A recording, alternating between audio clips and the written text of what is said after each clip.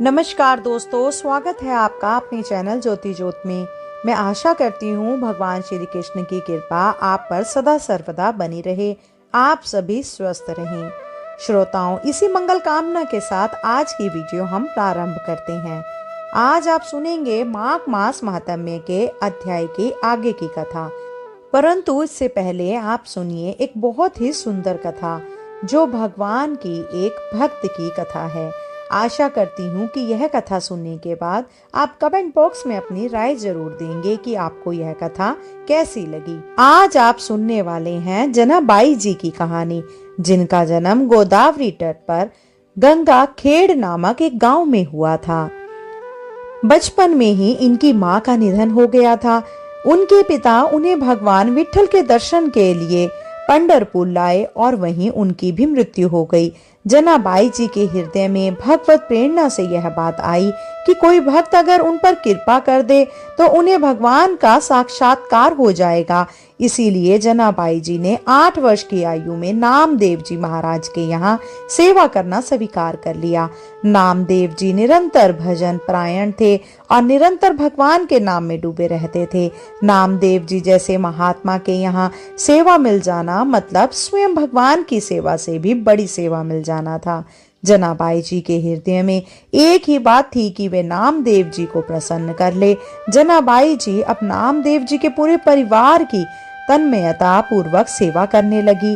वह उनके घर के सभी कार्य जैसे कपड़े धोना, आटा पीसना, भोग तैयार करना, बर्तन मांजना, झाड़ू पोछा करना इत्यादि सब कार्य करने लगी। अब जनाबाई को सेवा में बड़ा आनंद आने लगा। नामदेव जी की सेवा और संग के प्रभाव से उनका निरंतर नाम जप चलने लगा।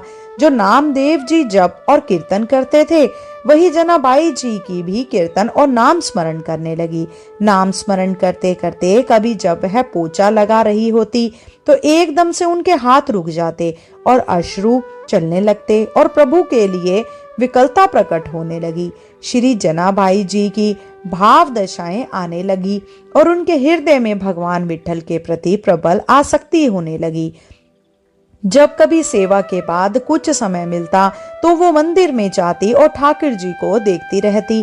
ठाकुर जी को देखते देखते उनको एकदम से विकलता होती और वो रोने लगती। जब आनंद बढ़ता तो वो नाचने लगती। जनाबाई जी की यह दशा केवल श्री नामदेव जी की सेवा से होने लगी। जनाबाई जी सभी कार्य करते हुए सावधानी रखती कि सेवा में कोई त्रुटि ना हो और नाम विस्मरण ना हो। ऐसे जनाबाई श्री नामदेव जी की सेवा में मग्न रहने लगी। वह सावधान रहती कि वे अपनी स्थिति में इतना ना डूब जाए कि उनकी सेवा छूट जाए, क्योंकि सेवा भक्त की प्रसन्नता के लिए है और भक्त की प्रसन्नता से ही विठल भगवान रीझ जाएंगे। उनके हृदय की इस धारणा और भगवान के नाम का ऐसा प्रभाव हुआ कि अब उनके आंसू नहीं रुकते थे। सभी कार्य करते हुए उनका अश्रु प्रवाह होता रहता था, जिस स्थिति की बड़े बड़े साधु और उपासक आकांक्षा करते रहते हैं वह जनाबाई को केवल भक्त संघ की कृपा से प्राप्त हो रही थी। एकादशी के दिन नामदेव जी के यहाँ रात्रि में भक्त मंडली एकत्रित होकर कीर्तन करती थी। कोई मृदंग बजाता, कोई करताल बजाता, कोई नृत्य करते हुए नाम कीर्तन करता, कोई प्रभु की आनंदमय लीलाओं का गायन करता, तो कोई एकांत में बैठा हुआ उन लीलाओं और कीर्तन को सुनकर अश्रु प्रवाह करता। नामदेव जी के यहाँ पूरी एकादशी की रात्रि को ऐसा कीर्तन होता और जनाबाई सब संतों की सेवा करके एकांत कोने में खड़ी रहती। वो नामदेव जी और बड़े बड़े भक्तों की भाव दशाएं देखती थी तो उनके हृदय में विकलता और बढ़ जाती थी। संकीर्तन के आनंद सागर में वे पूरी रात डूबी रहती थी। उनको यह पता ही नहीं चलता था कि रात्रि कब व्यतीत हो गई। यही है महाप्रेम का स्वरूप।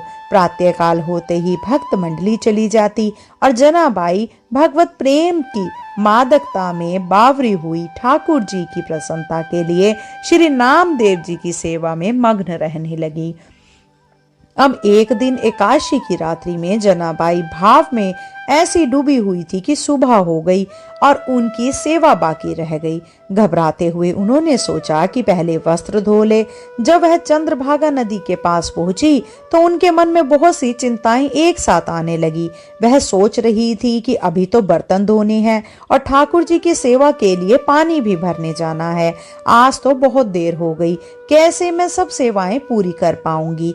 वह यह सोच ही रही थी कि एक वृद्ध माता उनके पास आई और कहा कि जनाबाई, तू चिंता क्यों कर रही है? तू जाकर बाकी के काम कर ले, मैं तेरे सारे कपड़े धो देती हूँ। जनाबाई ने कहा कि आप मेरा काम क्यों करेंगी? वृद्धा ने कहा, मैं सच्ची सफाई और धुलाई करना जानती हूँ। जो कपड़े मैं एक बार धोती हूँ वह दोबारा गंदे नहीं होते। जनाबाई समझ नहीं पाई। बुढ़िया ने प्रेम से कहा कि तू चिंता मत कर, तू मेरे जैसे कपड़े साफ नहीं कर सकती। जनाबाई ने कहा कि अब मुझे तत्काल नामदेव जी के घर जाना होगा क्योंकि मैंने बर्तन नहीं धोए।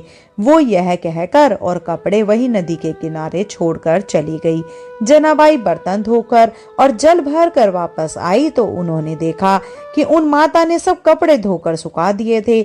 जनाबाई ने देखा कि सारे कपड़े एकदम साफ हो गए थे। जनाबाई ने हाथ जोड़कर कहा, आप जैसा उदार तो मुझे जीवन में कोई नहीं मिला। जनाबाई ने बोला कि मैं आपका बहुत आभार मानती हूँ। मैया ने कहा कि आभार की क्या बात है, मैं तो तुम्हारी ही हूँ, अपनों से आभार थोड़ी प्रकट करते हैं। ऐसा कहकर मुस्कुराते हुए वह वृद्ध माई वहां से चली। जाते जाते उन्होंने कहा, अगर कभी भी जरूरत हो तो मुझे याद कर लेना। तुम जब याद करोगी तो मैं तुम्हारी सेवा के लिए उपस्थित हो जाऊंगी। जनाबाई जी भाव में डूब गई क्योंकि उस वृद्धा की मुस्कुराहट ने उनके हृदय में आनंद का वर्धन किया। जब चेतना आई तो उन्होंने सोचा कि मैंने तो पूछा ही नहीं कि वो कहाँ रहती है, उनका नाम क्या है। उन्होंने आसपास देखा तो वृद्धा दिखाई नहीं दी। अब तो उनके हृदय में विकलता हुई कि शरीर तो इतना वृद्ध था, उनका फिर कैसे वो हवा की तरह भाग गई? वह कौन हो सकती है? अब जनाबाई सब कपड़े लेकर घर पहुंचती। उनका हृदय बड़ा व्याकुल था कि आखिरकार वह वृद्धा कौन थी और वो अपनी मुस्कुराहट से कैसा जादू कर गई कि मेरा चित्त बार बार उसी का चिंतन कर रहा है। जनाबाई गदगद कंठ से नामदेव जी के समीप गई और उनको पूरी घटना सुनाई। नामदेव जी ने तत्काल जनाबाई जी से कहा कि अरे वह और कोई नहीं था, वह तो विट्ठल ही थे। नामदेव जी को आश्चर्य हुआ कि विट्ठल जी जनाबाई से इतना प्यार करते हैं कि उन्होंने स्वयं आकर उनके सब कपड़े धो दिए। कैसा महिमामय स्वरूप है भक्ति का। श्री नामदेव जी ने कहा कि जनाबाई, तेरे तो ओह भाग्य है कि तेरे ऊपर ठाकुर जी की कृपा हुई, तू समझ नहीं पाई। अब तो जनाबाई के हृदय में और प्रणय कोप बढ़ गया कि प्रभु आए भी तो ऐसे छलिया रूप लेकर आए। जनाबाई रोने लगी कि इतने छलिया हो कि आप आए भी और मुझे परिचय भी नहीं मिल पाया, और दूसरी बात कि आपने मेरे लिए इतना कष्ट सहा, मेरे लिए इतने सारे कपड़े धोए। अब प्रभु सदैव अपने भक्त के पीछे पीछे घूमते हैं।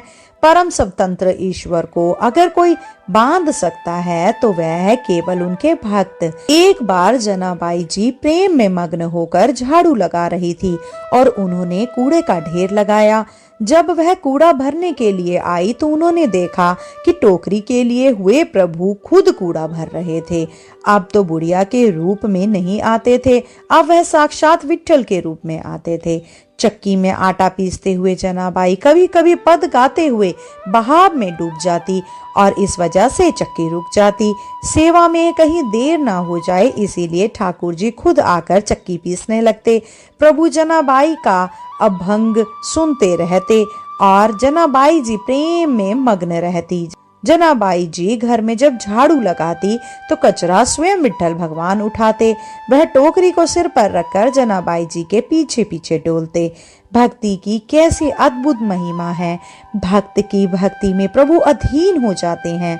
बार बार विट्ठल जी यही कहते हैं कि जनाबाई, मैं तुम्हारा ऋणी हूँ, मैं कैसे यह उद्धार उतार सकता हूँ, मुझे बता दो। तुम मेरे भक्त नामदेव जी की सेवा करती हो।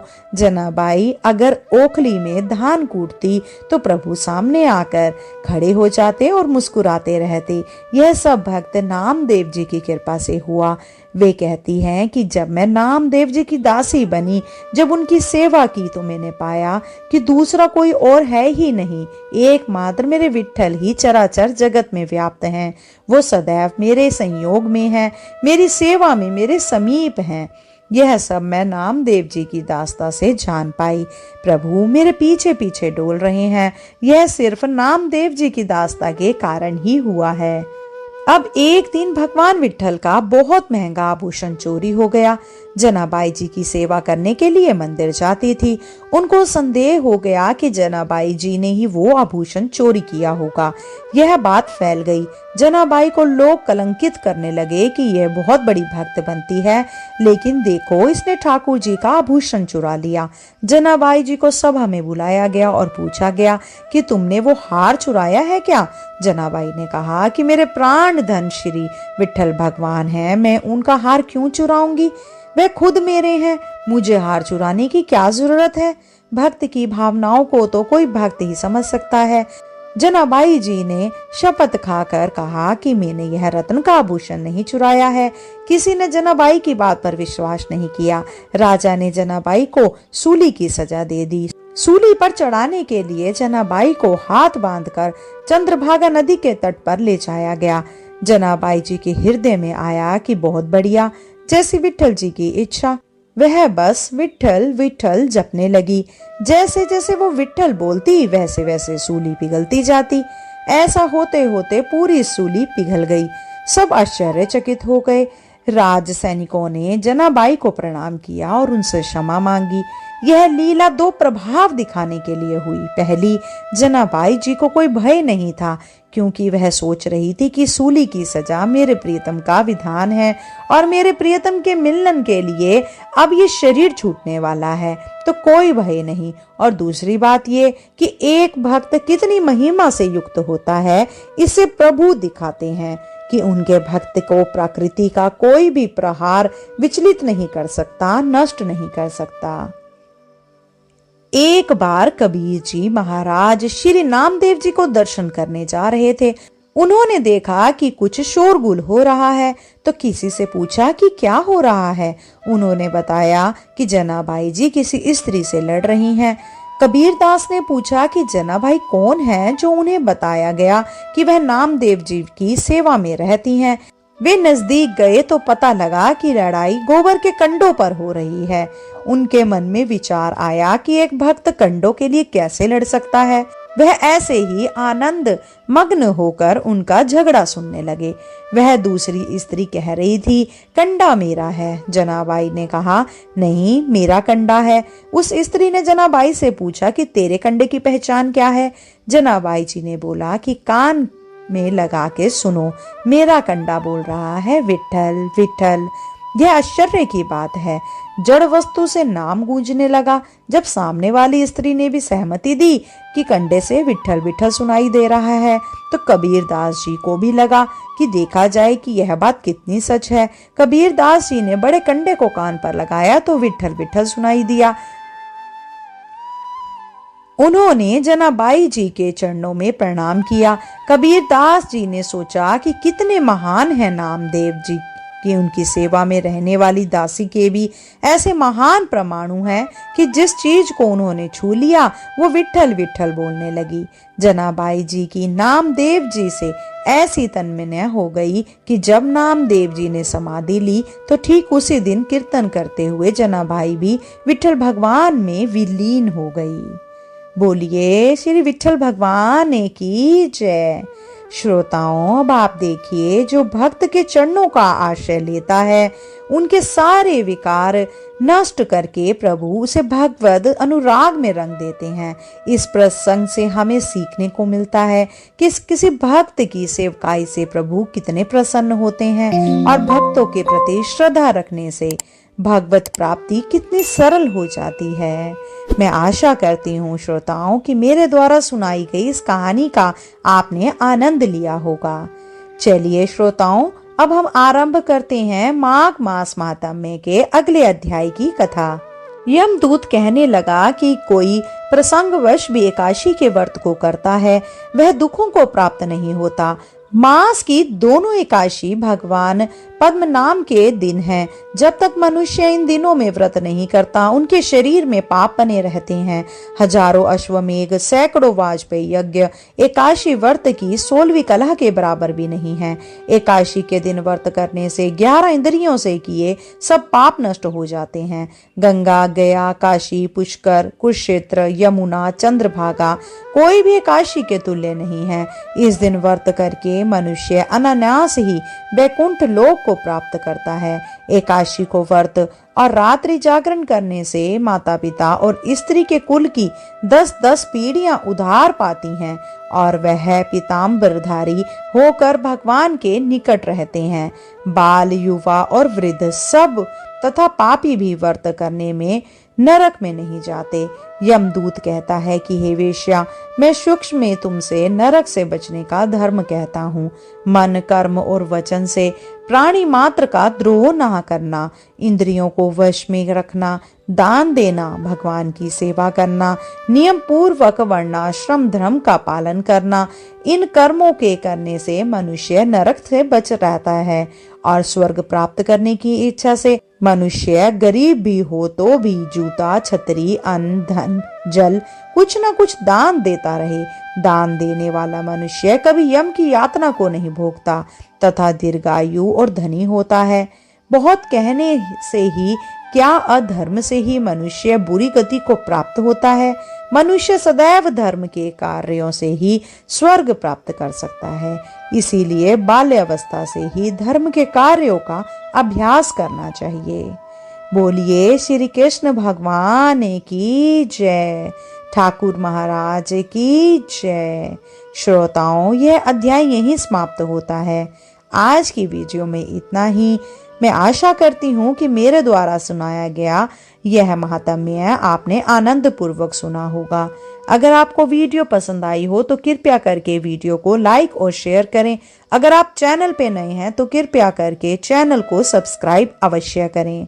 शीघ्र मिलते हैं नई वीडियो और नई जानकारी के साथ। जब तक के लिए जय श्री कृष्णा, राधे राधे।